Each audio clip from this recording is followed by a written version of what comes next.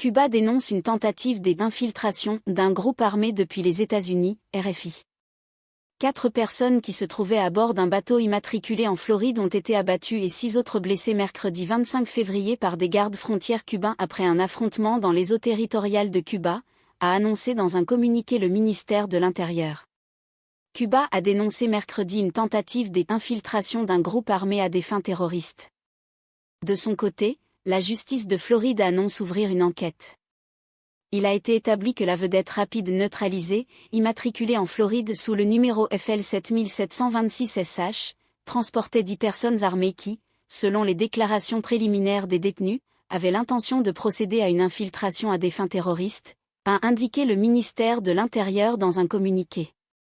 Des fusils d'assaut, des armes de poing, des engins explosifs de fabrication artisanale cocktail Molotov, des gilets pare-balles, des lunettes télescopiques et des uniformes de camouflage ont été saisis, est-il ajouté.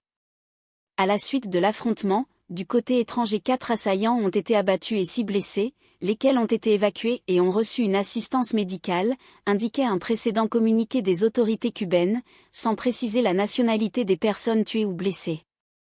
Lors de l'incident, qui s'est produit dans un contexte de forte tension entre Cuba et les États-Unis, le commandant du navire cubain, sur lequel se trouvaient 5 gardes frontières, a également été blessé, de même source.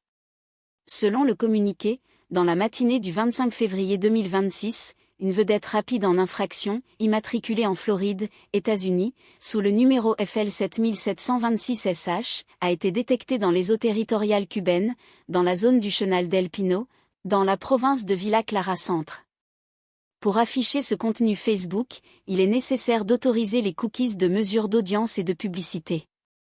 Accepter gérer mes choix des coups de feu tirés depuis le bateau immatriculé en Floride lorsque le navire des gardes frontières s'est approché pour procéder à son identification, des coups de feu ont été tirés depuis la vedette en infraction contre les effectifs cubains, précise le communiqué.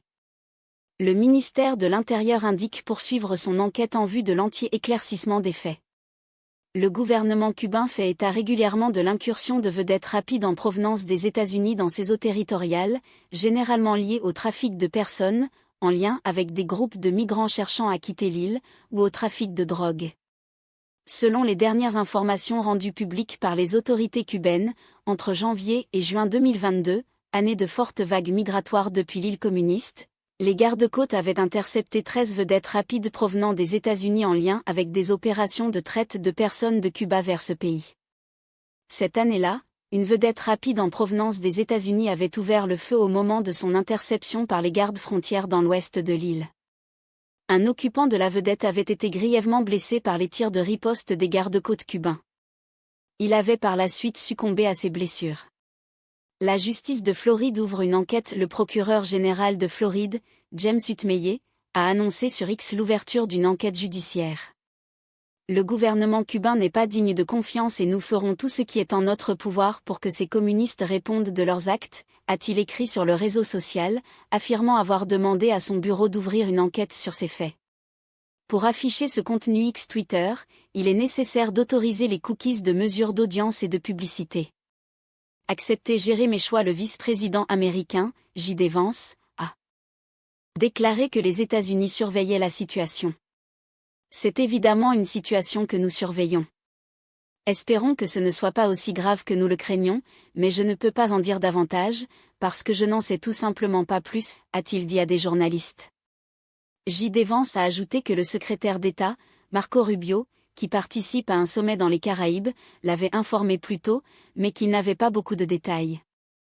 Rubio appelle à un changement radical à Cuba. Le chef de la diplomatie américaine, Marco Rubio, a déclaré de son côté que Washington réagirait en conséquence. Au fur et à mesure que nous recueillerons davantage d'informations, nous serons prêts à réagir en conséquence, a-t-il affirmé. Cuba doit changer radicalement car c'est sa seule chance d'améliorer la qualité de vie de sa population.